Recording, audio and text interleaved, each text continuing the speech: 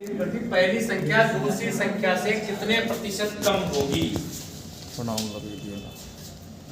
Question क्या है, एक संख्या का 20% दूसरी संख्या के 15% के बराबर है, तो पहली संख्या दूसरी संख्या से कितने प्रतिशत कम होगी।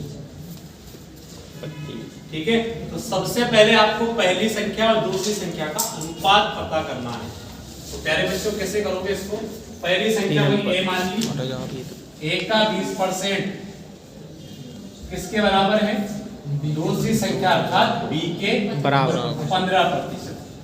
तो सबसे पहले अगर मैं a अनुपात b निकालूं यहाँ से पहली और दूसरी संख्या का अनुपात, तो देखो ये प्रतिशत से प्रतिशत कट गया, 5 से ये 4 बार, 5 से ये 3 बार। ठीक है, a के बराबर में आ गया 3 और b के बराबर में आ गया 4। तो a अनुपात b कितना आ गया, 3 अनुपात 4। ध्यान से देखो, पहली संख्या अर्थात 3 दूसरी संख्या से कितने परसेंट कम है, ये दूसरी संख्या।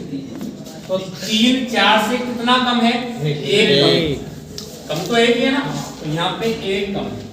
किससे कम है, दूसरी संख्या से अर्थात 4 से। तो बट्टे में क्या लिखोगे, 4 और प्रतिशत में लाके आना है, तो मल्टीप्लाई 100 से कितना आ जाएगा, 25%। इस प्रश्न का आंसर होगा 25% कम।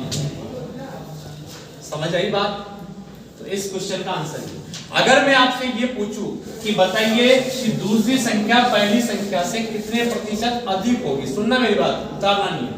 अगर मैं इसमें आपसे ये पूछता कि पहली संख्या का 20% दूसरी के 15% के बराबर है, तो दूसरी संख्या पहली संख्या से कितने प्रतिशत अधिक है, तो ये आपकी दूसरी संख्या है, ये पहली है। अधिक कितनी है, 1 अधिक है। तो अधिक के लिए नीचे क्या लिखोगे, पहली संख्या 3 लिखना पड़ेगा और गुणा में 100। अब इसका आंसर क्या आएगा, 33 सही 1/3। बात समझ में आई नहीं है। एक क्वेश्चन से हमने 4 कॉन्सेप्ट समझ ली।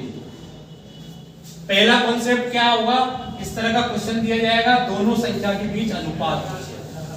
दूसरे कॉन्सेप्ट के अंदर ही पूछेगा कि पहली संख्या दूसरे का कितना परसेंट है, क्लियर। और तीसरे और चौथे में वो कितना परसेंट कम है, कितना परसेंट ज्यादा है, क्लियर। अब उतार लो।